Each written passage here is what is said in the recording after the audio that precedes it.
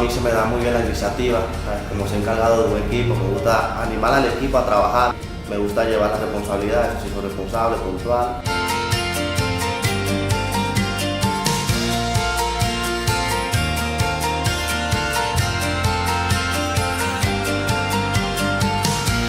Del programa he aprendido cómo llevar la bandeja, saber llevar 3 platos en una mano, cómo hacer el café, ayudante de cocina, picar, ¿sabes? El material, repasar material, cuchillo, tipo de corte, tipo de bebidas, preparaciones de lo que es de coctelería he aprendido, ayudante de cocina, un ámbito que me gusta mucho.